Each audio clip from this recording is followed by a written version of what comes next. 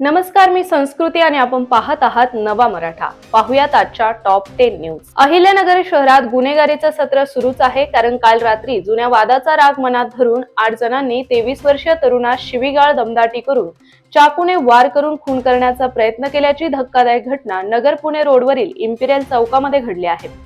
या घटनेने त्या परिसरात पळापळ झाली आणि व्यावसायिकांनी आपली दुकाने पटापट बंद करून घेतली. या भीषण हल्ल्यात विशाल राजेंद्र भंडारी वय 23 राहणार समृद्धीनगर वाकोडी रोड हा तरुण जखमी झाला आहे. त्यानंतर अपघातग्रस्त विशाल भंडारीने कोतवाली पोलीस ठाण्यात बंटी राऊत, करण फसले, उमेश निस्ताने, रजत कडव, सचित देसले, अथर्व दिगे, करण शादीजो, आशिष उर्फ सनी शिंदे यांच्या विरुद्ध तक्रार दाखल केली आहे. त्यानुसार आता त्यांच्यावर गुन्हा दाखल केला आहे. सोशल मीडियाद्वारे फसवणुकीच्या तक्रारींमध्ये दिवसेंदिवस वाढ होत आहे. अशातच आता टेलिग्रामद्वारे संपर्क साधत टास्क पूर्ण करून गुंतवणुकीवर जास्त नफा मिळवून देण्याचे आमिष दाखवून नगर तालुक्यातील एका महिलेची सुमारे 23,35,000 रुपयांची फसवणूक झाल्याचे समोर आले. 26 डिसेंबर ते 1 जानेवारी दरम्यान ही घटना घडली. या प्रकरणी नगर तालुक्यातील चास येथील महिलेने दिलेल्या फिर्यादीवरून नगरच्या सायबर पोलीस ठाण्यात 2 टेलिग्राम आयडी धारकांवर गुन्हा दाखल करण्यात आलाय. फिर्यादी महिलेच्या मोबाईल नंबरवर असलेल्या टेलिग्राम खात्यावर काजोल गालिब आणि इंद्राणुई असा 2 वेगवेगळ्या टेलिग्राम आयडी वरून मेसेज आले. त्यास फिर्यादीने प्रतिसाद दिल्यावर त्यांना बक्षीस मिळण्यासाठी ऑनलाईन लिंक पाठवून टास्क पूर्ण करायला लावले.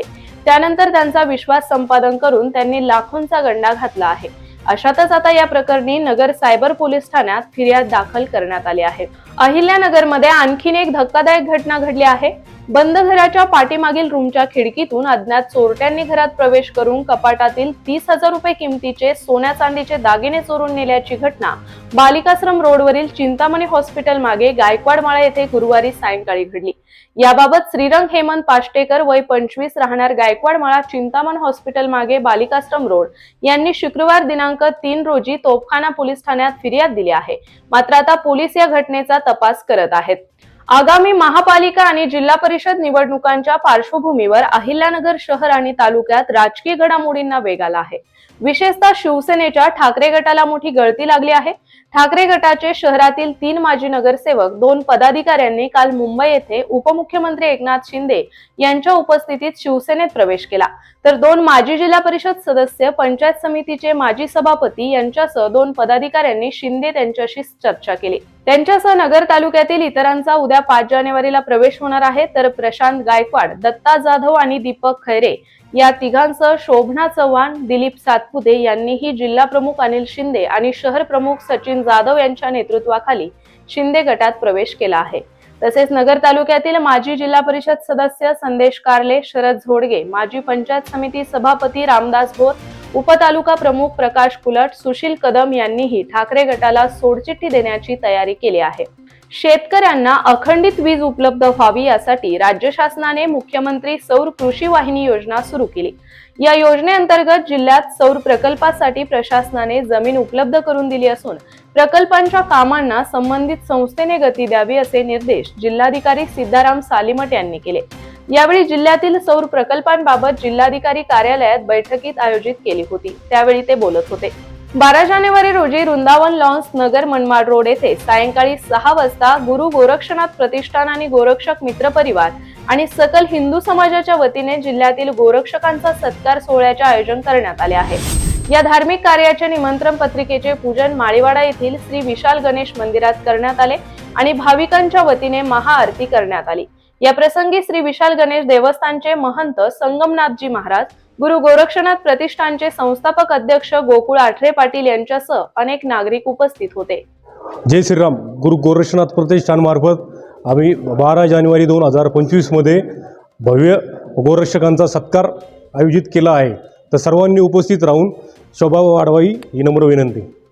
मस्साजोग येथील सरपंच संतोष देशमुख यांच्या निर्घृण हत्येचा निषेध निंबळक येथील सर्व पक्षीय नेते आणि कार्यकर्ते तसेच ग्रामस्थ यांच्या वतीने करण्यात आला. राज्यात अलीकडील काळात बऱ्याच वेळेस ग्रामपंचायत कर्मचारी, सदस्य, उपसरपंच, सरपंच यांना शिवीगाळ, धमक्या, मारहाण आणि हत्यांपर्यंत काही समाजकंटकांची मजल गेलेली आहे. त्यामुळे शासनाकडून असे प्रकार रोखण्यासाठी तात्काळ कठोरात कठोर कायदे करून त्याची अंमलबजावणी केली पाहिजे अशी मागणी यावेळी ग्रामस्थांकडून करण्यात आली.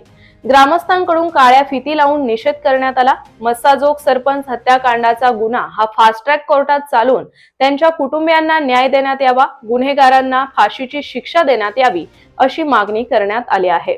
अहिल्यानगर शहराच्या दृष्टीने अनेक वर्षांपासून प्रलंबित असलेला आणि अत्यंत जिव्हाळ्याचा प्रश्न बनलेल्या अहिल्यानगर पुणे इंटरसिटी रेल्वे सुरू होण्यासाठी अहिल्यानगर पुणे इंटरसिटी रेल्वे समितीच्या शिष्टमंडळाने सेंट्रल रेल्वेचे महाप्रबंधक धर्मवीर मीना यांची भेट घेऊन निवेदन दिले। मागील 14 वर्षांपूर्वी 40,000 पेक्षा जास्त नागरिकांच्या स्वाक्षऱ्या घेऊन रेल्वे विभागाकडे पाठपुरावा सुरू असल्याचे स्पष्ट करण्यात आले। खासदार निलेश लंके यांच्या उपस्थितीमध्ये नगरच्या रेल्वे स्थानकावर आलेले रेल्वेचे महाप्रबंधक धर्मवीर मीना यांच्याशी सदर प्रश्नासंदर्भात चर्चा करण्यात आली। लवकरच अहिल्यानगर पुणे ट्रायल बेसवर इंटरसिटी रेल्वे सुरू करण्याचे आश्वासन त्यांनी दिले आहे। फोन करा तुम्ही सर, माझ्याकडे नंबर फोनच नाही आला, एखादा पण फोन आला। मी मला जे लोक भेटले ना मी त्याला आज बोलून घेतलं सगळ्यांना। आलाच नाही ना मला आज मीटिंग मध्ये कसं आधी मला सांगितलं असतं ना आपण तो विषय घेतला असता, पण योगायोगाने माझ्याकडे शिवराज आज रेल्वे चे जनरल मॅनेजर मीना सर या ठिकाणी आलेले होते।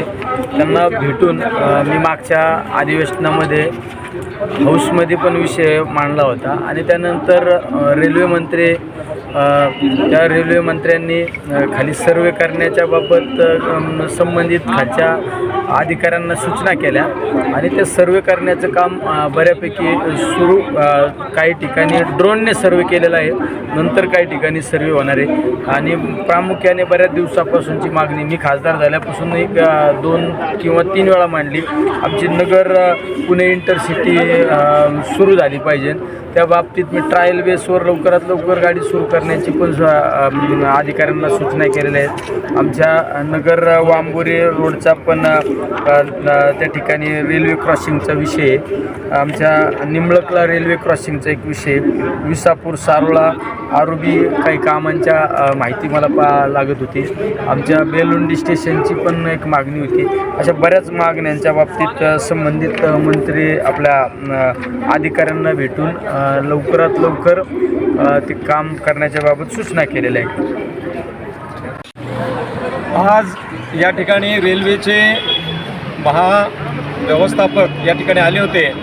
अहमदनगर शहरातील रेल्वेच्या संदर्भात असलेल्या समस्येच्या बाबत आज या ठिकाणी निवेदन देण्यात आलेले आहे। विशेष करून अहमदनगर पुणे ही जी लोकल ट्रेन चालवण्याच्या बाबतीत सातत्यानं गेली 14 वर्ष मागणी करीत आहोत, त्या मागणीचा पाठपुरावा आज या ठिकाणी करण्यात आला आणि त्याला त्यांनी सकारात्मक उत्तर दिलेलं आहे, सकारात्मक प्रतिसाद दिलेला आहे। त्याचबरोबर त्यांच्यापुढे आपण सातत्यानं मांडणी केलेली आहे की बीड आष्टीची जी रेल्वे येते ती रेल्वे या ठिकाणी पडून असते, ती आष्टीची नगरला आल्यानंतर तीच रेल्वे आष्टी ते थेट पुणे चालू करावी आणि पुण्यावरून पुन्हा आष्टीपर्यंत न्यावी, म्हणजे त्यातलाही त्रास कमी होईल। या तिन्ही गोष्टी त्यांच्यापुढे मांडलेल्या आहेत आणि त्यांनी त्याला अत्यंत सकारात्मक प्रतिसाद दिलेला आहे। त्याचबरोबर खासदार साहेब या ठिकाणी होते, खासदार साहेबांनी सुद्धा या सर्व बाजू योग्य पद्धतीनं मांडल्यात।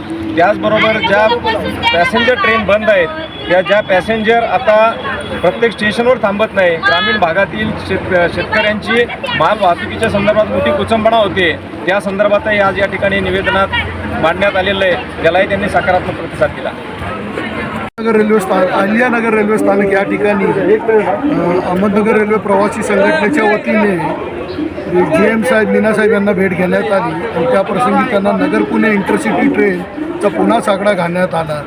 त्याप्रसंगी खासदार लंके यांनी सांगितलं की माझी याबद्दल बरीच सविस्तर चर्चा झालेली आणि लवकरच ट्रायल रनवरती इंटरसिटी ट्रेन सुरू होईल असं आश्वासन याप्रसंगी खासदार साहेबांनी व GM साहेबांनी त्यावेळेस दिलं आहे।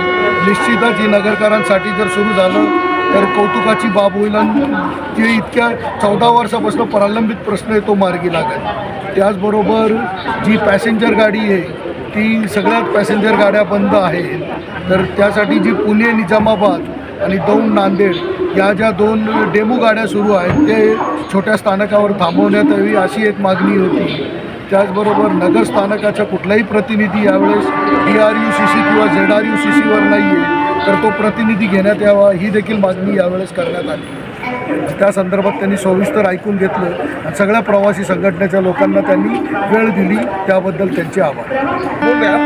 एक जो निवेदन DRMला निवेदन दिलं आहे की जे आयल्यानगर झाला आहे नगरचा, तर रेल्वे स्थानकाचं नाव बदलून आयल्यानगर लवकर करा अशी मी त्यांना विनंती केली.